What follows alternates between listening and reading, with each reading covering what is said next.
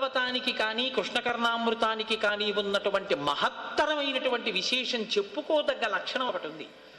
భాగవతంలో కృష్ణ పరమాత్మ అనేకమైనటువంటి లీలలు చేశారు. ఈ లీలలు చెయ్యడం వెనక ఉన్న గొప్ప రహస్యం ఏమిటో తెలుసా అండి?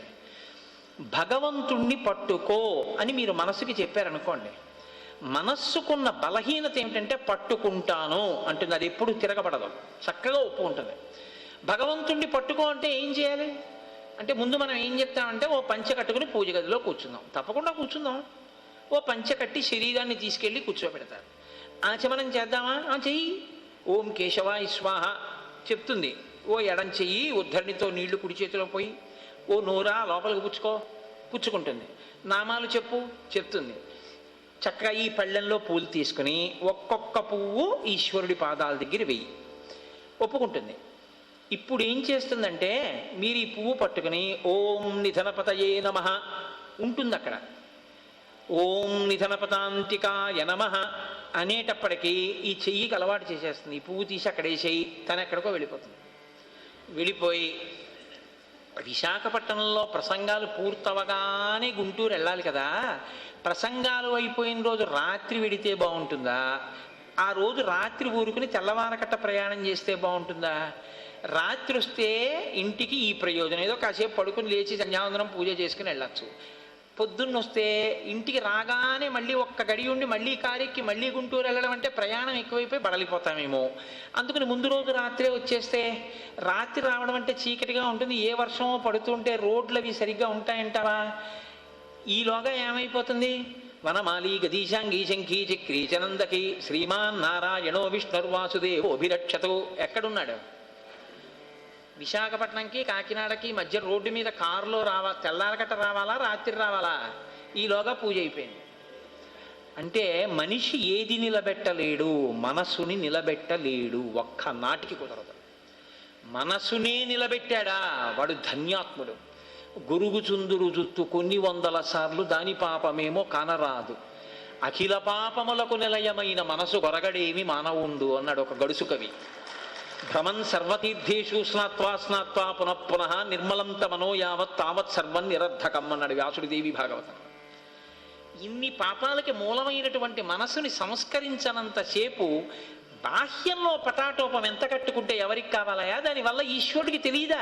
వటుర్వా గేహీవా ఇతిరిపి జటీవా తదితరో నరోవా యక్కశ్చిత్ భవతు భవ కింతేన భవతి యదీయం హృత్వద్వం జని భవదధీనం పశుపతే తదీయస్తం శంభో భవసి భవభారంచ వహసి. నువ్వు వటువా, బ్రహ్మచారా, సంసారివా, సన్యాసివా, ఎవడికి కావాలి? దీనికి కట్టిన వస్త్రం మారింది. నీ మనస్సు అనేటటువంటి పద్మాన్ని పెట్టావా ఈశ్వరుడి దగ్గర? చెప్పు, ఈశ్వరుడు నీ వెంట పరిగెడతాడు. అదొక్కటే మనకి రాదు. వచ్చిన గొడవ ఏమిటంటే పెడదామనే ప్రతివాడి ప్రయత్నం. కానీ దాని తమాషా ఎక్కడ ఉంటుందంటే, చాలా గొప్పగా చెప్పినవాడు మహానుభావుడు ధూర్చుడు చెప్పాడు. రోషీరోజదు కామినీ జనుల తారుణ్యోరు సౌఖ్యంబులన్ బాషీబాజదు పుత్రమిత్రధన సంపద్భ్రాంతి వంచాలతల్ కోశీకోయదు నా మనంబకట నీకున్ ప్రీతిగా సక్రియల్ చేసి చేయదు దీని త్రుళ్ళనచవే శ్రీకాళహస్తీశ్వర. భార్యాబిడ్డల ఏమిటండి ఇదంతా అన్నట్టే ఉంటుంది. మళ్ళీ వాళ్ళ దగ్గరికి వెళ్ళిపోతుంది. ఏమిటండి ఐశ్వర్యం అంటుంది, దాని మీద భ్రాంతితో ఉంటుంది. అయ్యో పూజ చేయాలండి అన్నట్టే ఉంటుంది, పూజ వదిలి వెళ్ళిపోతుంది. ఈశ్వర దీన్ని త్రుళ్ళనచ్చవయ్యా, దీన్ని తీసుకొచ్చి నీ పాదాల దగ్గర పెట్టవయ్యా అని మనస్సుని ఈశ్వరుడి దగ్గర చేర్చడం కోసమని ఎన్ని రకాల ప్రయత్నాలు చేశాడో దుర్జటి. పద్య రూపంలో ఈశ్వరుడికి చెప్పుకున్నాడు. మన కోసమని శంకరాచార్యులు వారు కిందకి దిగొచ్చి ఎన్ని శ్లోకాలు ఇచ్చారో మనస్సు భగవంతుణ్ణి పట్టుకోవాలని తెలియచేయడానికి. ఒక్కొక్క చోట అయితే చాలా గడుసుతనంతో చెప్పారు కూడా. ఆయన ఎంత చమత్కారంగా చెప్పారంటే, ఓ చోట ఈశ్వర ఎప్పుడైనా నేను కైలాసానికి వచ్చాననుకో, నీ పక్కన కూర్చున్నాననుకో, కూర్చున్నప్పుడు సాధారణంగా మర్యాదకి ఏం చేస్తాం? ఎవరింట్లో ఏం తాగుతారో అది ఇస్తారు. అలాగే ఒకవేళ శంకర నీ దగ్గరికి వచ్చి కూర్చున్నప్పుడు కాస్త నువ్వు పుచ్చుకోవే, ఒక దాంట్లో పోసివ్వకే. అశనం గరళం, నువ్వు తాగేది కాలకూట విషం, నేనెక్కడ తాగుతాను, నాకొద్దు. ఫణీకలాపో, ఓ శంకర శివానందలహరి చేశావు, సౌందర్యలహరి చేశావు, ఎంత భక్తి ప్రచారం చేశావు, ఇదిగో హారం తీసుకొని ఇలా వేయికే, దాని నిండా పావులు, నాకెందుకు, నాకొద్దు. ఫణీకలాపో వసనం చర్మచ, ఒకవేళ ఫోన్లేవో నాకు బట్టల జత మాత్రం మీ ఇంట్లో పెట్టకు నాయనా, ఎందుకని? నెత్తురోడుతున్నటువంటి ఏనుగుతో లోటి కట్టుకుని ఉంటావు నువ్వు. కాబట్టి అది కానీ నాకిచ్చావా, నేనెక్కడ కట్టుకెళ్ళను, నా వెనకాల పడవలసినవన్నీ పడతాయి. ఆ మాంసము నెత్తుటితో ఉన్న ఏనుగుతోలు కట్టుకుని నేను బయలుదేరితే. కాబట్టి వసనం చర్మచ, పోన్లే శంకర, కాలినడకన తిరుగుతున్నావు ఆసేతు హిమాచల పర్యంతం, కాలడి శంకరుడు కైలాస శంకరుడు ఒకడేగా, కొన్నాళ్ళు నా వృషభవాహనం పట్టుకెళ్ళు అంటావేమో, నాకు అసలొద్దు. ఎప్పటిదా ఎద్దు? ఇన్ని మాటలు రెన్యూల్ చేసావా సీబుక్కు? నాకొద్దు నాయనా. కాబట్టి వసనం చర్మచ వాహనం మహోక్ష. ఏమయ్యా మరి ఎందుకు వచ్చావు కైలాసం? నా దగ్గర ఉన్నవి ఏవీ నీకు పనికిరావు, అసలు ఇవ్వకముందు నువ్వే వద్దంటున్నావు, మరి ఎందుకు వచ్చావు? తవ పాదాంబుజ భక్తిమేవ దేహి, నీ పాదముల యందు భక్తి చాలు. భక్తి కావాలని అడగడం కోసమని శంకరాచార్యుల వారంతటి వారు మన కోసమని కిందకి దిగారు. నిజంగా శంకరాచార్యుల వారికి భక్తి లేక కాదు. ఎందరు పెద్దలు, త్యాగరాజస్వామి వారు ఎన్ని మాటలో మనసా మనసా మనసా అంటూ తన మనసుకు తాను చెప్పి కీర్తనలు చేశారు. కాబట్టి మనసుని నిగ్రహించడం, మనస్సుని భగవంతుడి దగ్గర పెట్టడం చాలా కష్టం. భాగవతం స్వరూపంలో కృష్ణ భగవానుడు ఈ జాతికి అందించినటువంటి కానుకేది అంటే ఆయన కొన్ని లీలలు చేశాడు. అందులో ప్రధానమైనవి చోరలీల, జారలీల. ఇవి వినడానికి చాలా సరదాగా ఉంటాయి.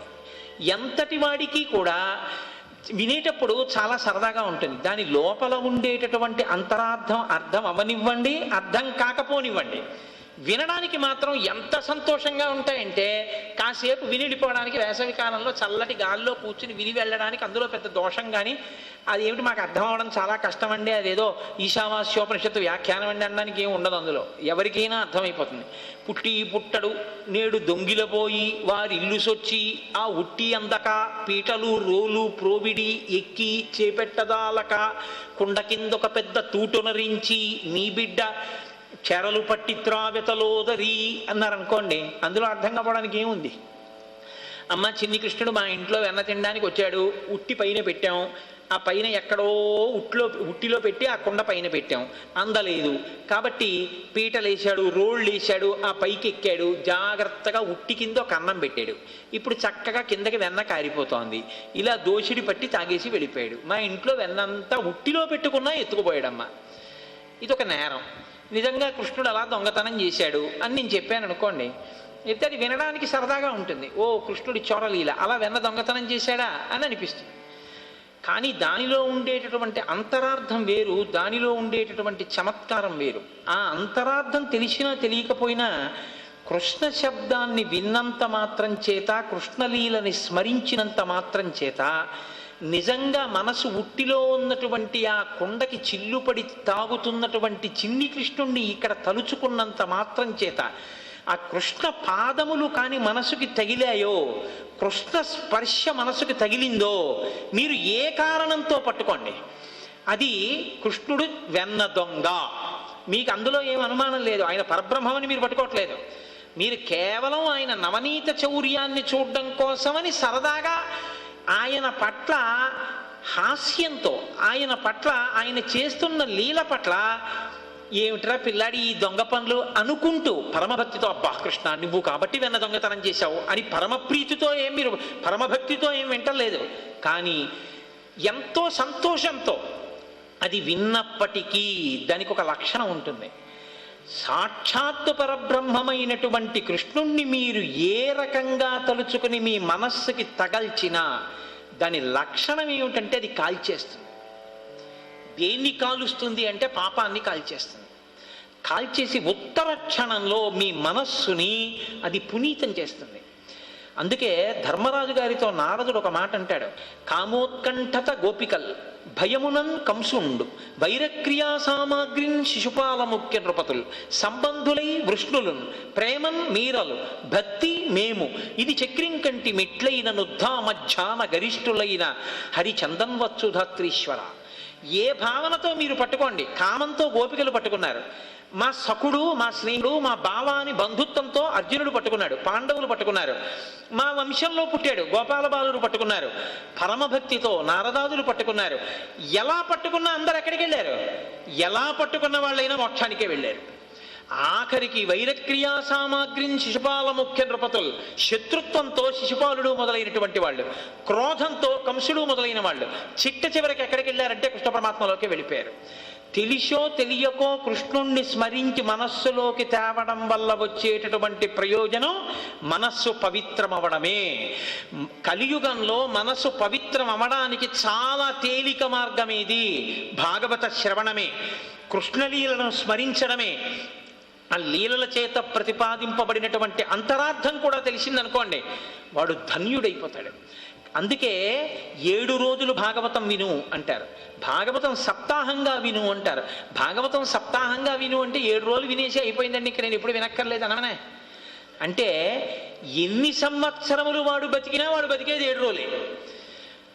వీడు మహారాజండి, వీడు ప్రధానమంత్రి అండి, వీడు రాష్ట్రపతి అండి, వాడు కూడా బొత్తిగా అన్యాయంగా ఆది సోమ మంగ బుధ గురు శుక్ర శనివారాల్లో చచ్చిపోవడం ఏమిటి, 8వ రోజు ఒకటి ఉండదా అంటే ఉండదు, పుట్టడానికి ఉండదా అంటే ఉండదు. ఎవడు పుట్టినా ఎన్నేళ్లు బతికినా వాడు బతికేది 7 రోజులే బతుకుతాడు.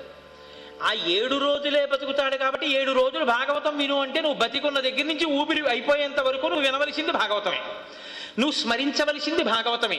ఆ భాగవతాన్ని స్మరించడంలో ఉన్న గొప్పతనం ఏమిటంటే కృష్ణ పరమాత్మ ఏమీ తెలియనటువంటి గోపాల బాలులతోటి గోపకాంతలతోటి కలిసి చరించడమే. అంత సౌలభ్యంతో కూడినటువంటి కృష్ణావతారంలో చేయబడినటువంటి లీలలను స్మరించినంత మాత్రం చేత పునీతమయ్యేటటువంటి మనసుని నువ్వు పొందడం ఎంత గొప్ప వరమో నీకు అర్థమైతే నువ్వు కృష్ణలీలల్ని వినడంలో ఉపేక్షతో ఉండకూడదు. అది అమృతత్వాన్ని నీకు ఇవ్వగలదు. కాబట్టి కృష్ణకర్ణామృతంలో కూడా స్మేరానంగోపవధూ కిశోరం, ఆ గోపకాంతలతో కలిసి తిరుగుతూ నవ్వుతూ ఉండేటటువంటి చిన్ని కృష్ణుడు నిరంతరము నా మనస్సునందు భాషిస్తాడని లీలాశుకుడు ప్రతిపాదించడం వెనకాతల ఉండేటటువంటి రహస్యం. ఆ కృష్ణుణ్ణి నువ్వు ఏ రకంగా స్మరించినా అది నీకు ఉత్తమగతులు ఇస్తుంది. ఇక్కడ నేను మీకు ఒక విషయం చెప్పవలసి ఉంటుంది. భాగవతంలో మీరు ఎప్పుడైనా కృష్ణలీలలు అన్న విషయాన్ని ప్రత్యేకంగా పరిశీలనం చెయ్యండి. వ్యాస భగవానుడు ఎన్ని కృష్ణలీలను అనుభవించాడో, భాగవతాన్ని ఆంధ్రీకరించిన పోతన గారు అన్ని కృష్ణలీలలను మాత్రమే అనుభవించలేదు. వ్యాసుడు చెప్పిన కృష్ణలీలలో కొన్ని చోరలీలలో, పోతన గారు అనుభవించినవి ఇంకొన్ని. పోతన గారు ఎలా అనుభవించారు? ఆంధ్రీకరిస్తే అక్కడ ఏముందో ఇక్కడ అదే రాయాలి, అంతేకాని అక్కడ ఒకటి ఉంటే ఇక్కడ 10 రాశారు అనుకోండి, అది ఆంధ్రీకరించడం ఎలా అవుతుంది? సొంత కవిత్వం కూడా అందులో కొంత ఉన్నట్టు అవుతుంది. అప్పుడు భాగవతాన్ని ఆంధ్రీకరించారన్నమాట మీరు పోతన గారికి ఎలా చెప్తారు? పోతన గారు భాగవతాన్ని ఆంధ్రీకరిస్తూ ఓ మాట చెప్పుకున్నారు. పలికెడిది భాగవతమట, పలికించు విభుండు రామభద్రుండట, నే పలికిన భవహరమగునట, పలికెద వేరుండుగాథ పలుకగనేల. నేను కాదు భాగవతాన్ని పలుకుతున్నది, రామచంద్రమూర్తి పలికిస్తున్నారు. ఎందుకు పలికిస్తున్నారు? భాగవతాన్ని నా చేత పలికిస్తే ఈ ఉపాధికి పట్టినటువంటి పాపము క్షాళన చెందుతుంది, అందుకని పలికిస్తున్నారు నా చేత. కాబట్టి స్వతంత్రంగా నేనేం పలుకుతాను? నేనేం పలకను. రాముడు ఏది పలికిస్తే అది పలుకుతాను. రాముడు ఏది పలికిస్తే అది పలికితే రాముడు ఏది చూపించాడో అది కనపడింది, ఏది కనపడిందో దాన్ని గ్రంథస్థం చేశారు. అంటే ఇప్పుడు వ్యాసుడు దర్శించిన వాటికన్నా అధికంగా పోతన గారు దర్శనం చేసి ఆంధ్రీకరిస్తే, పోతన గారు ఆంధ్రీకరించడం మాత్రమే కాదు, ఆయన అందులో సొంత కవిత్వం చేశారని మీరంటారా? వ్యాసుడి కన్నా ఎక్కువ దర్శనం చేశారు పోతన గారని మీరంటారా? పోతన గారు ఎక్కువ దర్శనం చేశారని అనవలసి ఉంటుంది. పోతన గారు ఎక్కువ దర్శనం చేసింది నిజమైతే, అంతకన్నా ఎక్కువగా ధ్యానం చేసేటటువంటి లక్షణం ఉన్నటువంటి లీలాశుకుడికి ఇంకా కొన్ని లీలలు కనపడ్డాయి అనుకోండి. కృష్ణుడు ఇన్ని లీలలు మాత్రమే చెయ్యాలి అనడానికి అదేం 6th క్లాస్ సిలబస్ కాదు, ఇంతే ఉండాలి అని. Answer any 5 of the following అంటే వాడు 12 రాసేసాడండి అందుకని 7 కొట్టేస్తా మార్కులు వేయడం అనడానికి అలా ఏం కుదరదు, అదేం సిలబస్ కాదు. మీరు ధ్యానం చేసి ఎంత కృష్ణుణ్ణి పట్టుకుంటే లోపల కదులుతున్నటువంటి కృష్ణుడు మీకు అన్నిటినీ చూపించగలడు. ఇప్పటికీ ఉడిపి క్షేత్రంలో నియమం ఏమిటండి? ఉడిపి క్షేత్రంలో ఇప్పటికీ కూడా శ్రీకృష్ణ పరమాత్మకి ఉదయం వేళ సుప్రభాతం అయిపోయిన తర్వాత అలంకారం ఎలా చెయ్యాలి నిర్ణయం లేదు, ఇలా చెయ్యాలి నిర్ణయం అని లేదు. నేను అబద్ధం చెప్పానేమో, మీరు కావాలంటే ఉడిపి వెళ్ళి కనుక్కోండి. ఉడిపిలో అర్చకత్వం చేసేది, అలంకారం చేసేది కేవలం మధ్వాచార్యుల వారి శిష్య పరంపరలో ఉన్న పీఠాధిపతులు చేస్తారు. వరుస క్రమంలో 4 నెలలు ఆయన ఆ రోజు కూర్చుని ధ్యానం చేస్తే ఆయనకి ధ్యానంలో కృష్ణుడు ఎలా కనపడతాడో అలా అలంకారం చేస్తారు కృష్ణుడిని. ఒక్కొక్క రోజున కనపడినటువంటి మూర్తిని అలంకారం చేయడానికి మధ్యాహ్నం 1 గంట అవ్వచ్చు, అంతే. 1 గంట అయ్యే వరకు దర్శనం ఉండదు ఉడిపిలో. ఎలా కనపడతాడో అలా అలంకారం. ఉడిపి క్షేత్రంలో అలా ఉంటే పరిస్థితి, మీకు కృష్ణ భగవానుడు పోతన గారు దర్శనం చేసిన కన్నా, వ్యాసుల వారు దర్శనం చేసిన కన్నా లీలాశుకుల వారికి ఇంకా ఎక్కువ దర్శనాన్ని పొందారు అనడంలో మీకు అనుమానం ఎందుకు ఉండాలి? మీకు ఆ నమ్మకం అన్నది ఉంటే మీకు కూడా ఇంకా ఎక్కువ దర్శనం జరిగే అవకాశం ఉండొచ్చు. మీరు కూడా కొన్ని లీలల్ని దర్శనం చెయ్యొచ్చు, మనం కూడా చెయ్యొచ్చు. లీలాశుకుడు అత్యద్భుతమైనటువంటి దర్శనం చేశాడు. ఎంత గొప్ప దర్శనం చేశాడంటే అది వ్యాసుడు చెప్పినది కాదు, పోతన గారు చెప్పింది కాదు, ఇద్దరూ చెప్పని దర్శనాన్ని ఆయన చేశాడు. మీకు నేను లీలాశుకుడి యొక్క ధ్యాన నిష్ట ఎంత గొప్పదో, ఆయనకి కృష్ణ పరమాత్మ ఇక్కడ ధ్యానంలో ఎన్ని రకాలుగా దర్శనమిచ్చాడో చూపించడానికి నేను మీకు ఒక శ్లోకాన్ని ఆవిష్కరించే ప్రయత్నం చేస్తాను. అందులో ఆయనకి ఎలా కనపడ్డారో అలా పడిపోయిందంతే ఆ శ్లోకం.